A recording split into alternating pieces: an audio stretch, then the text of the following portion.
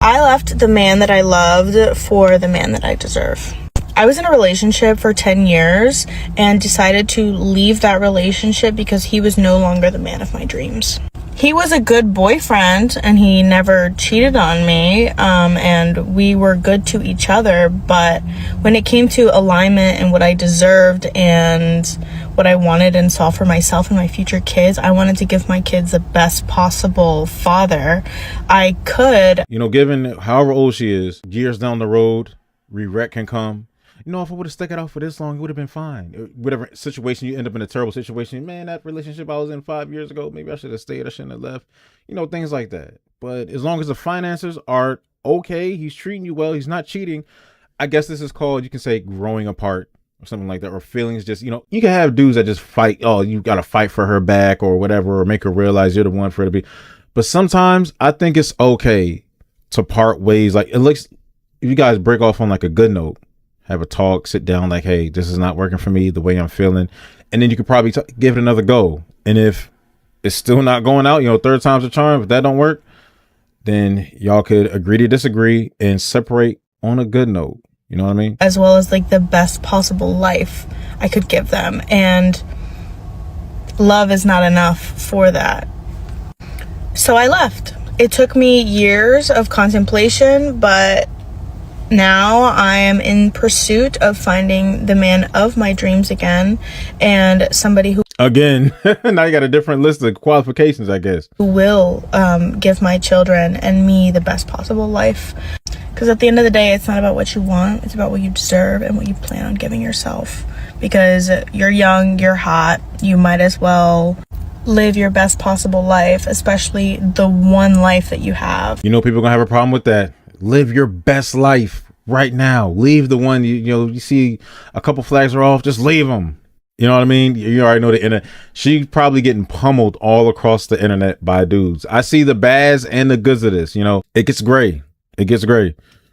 The one body that you have, the one like time period that you have, like, don't waste it away on settling. Okay, that doesn't even. All right. So that almost sounds like you're never going to. You want a relationship to where it doesn't feel like settling. You know, once you get older and later in life, you might realize some of those things that you want to check off. You ain't going to be able to check all of them off. Just get the most important ones out the way, then you should be good. Hi, my name is Sandy and I grew up ugly. So when I got into my first relationship, I stayed in it for 10 years. 10 years later, I am single for the first time since I was 14. And these are some of the dating lessons that I've learned. Excuse me? 1, have rules for yourself. For me, my rules are no kissing on the first date, dating with intention. So I have to vet them through questions on the dating apps or on our first date. Another rule I have for myself is no intimacy. I can't do intimacy because I feel like I'm going to get more attached to them. I also am just not a huge fan of like hookup culture. The dating scene is extremely weird. Okay. All right. You already know what it is. Since you were 14, which means you have not done anything. So you're brand new to this dating thing. You have not you're a virgin to streets. All right. So you are single for the first time in your life since you were 14 years old. I don't know what your college life was like, or, you know, whatever. You've only been with one person. So the dating scene has been messed up for a while. Okay, homegirl, let me tell you. This is your first time going into the dating scene and it's weird already. And you're going straight to the dating apps. You're not even going outside. You're going to the dating apps, meeting people. Like, go out to a bar or a night out to a nice place. Do you have girlfriends the whole time you've been in a relationship since you were a kid, where you're allowed to have homegirls, some of the girl to girl talk or whatever, something like that? You know what I mean? Like, I don't even know what to tell you, because this is your dating rules. These are the rules you made up along the way that you now get to go use, and you get to see how the public responds to your rules. Like, you have these rules and things can go a whole different way. You might run into a guy that you might break your rules for. It's going to be your first time doing that. Oh, man. To me, like, talking to multiple people, I've never done that before. So it's very strange. Learning how to avoid mind games with people or avoiding breadcrumbing. It's very new to me. I don't know what I'm doing, to be completely honest. You don't. But something I am keeping in mind is It's okay. First time for everything. intention. Who am I when I am with you on a date? What side do you bring out of me? Am I having fun? Like, genuinely? Am I trying too hard?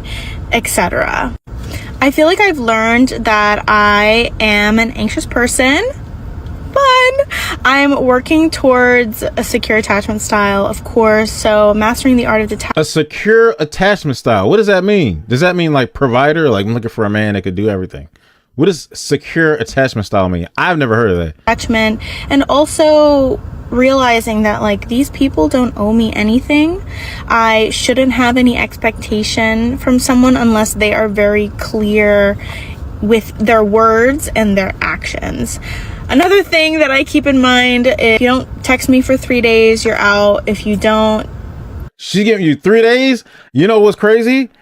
Usually, from what I've seen, 1 day, 24 hours. Then you're out. You're like, where you been at for 24 hours? She said 3 days. You know what? That's a lot of wiggling room. Okay, I don't have a problem with that. I wouldn't have a problem with that. 3 days, okay. try to have a conversation regarding where this is going. After 3 or 4 months, you're out. I haven't even been dating. 3 or 4 months? Usually it's like 3 or 4 weeks, sometimes days. A 3-day texting period, and where is this going after 3-4 months? That's a long time, fam. I can't lie. You what, 24, 25, and those rules are, you giving the people a lot of wiggling room. I'm not gonna lie, with that type of wiggling room, you might get dogged out here. This is your first time, and you look good. And I have the feeling, like she said, I grew up ugly. You had a boyfriend the whole time, but then you got to this age and you're not ugly, and so I guess you feel like you grew out of your ugliness. You looked in the mirror one day and was just like, I deserve better. You know, you're a good guy, but I'm fine as hell. I need to hit these streets and see what's up, because people looking at me crazy, and I think I see some other stuff I like. Thank you. I'm curious to be out in these streets for the first time. Hey, looking just like this. Like, hey, just like that. Good luck. Damn. Dating for like more than 5 months. Isn't that crazy? So yeah, it's really weird out here. If you guys have any advice, I am open to hearing it. But I'll keep you guys posted. Come along with me on this journey of rediscovering myself, recentering myself, and dating. Oh, gosh. So crazy to think about. Hey man, her TikTok down below. If y'all want to go ahead and go give her some advice, DM her or whatever. Half-ass.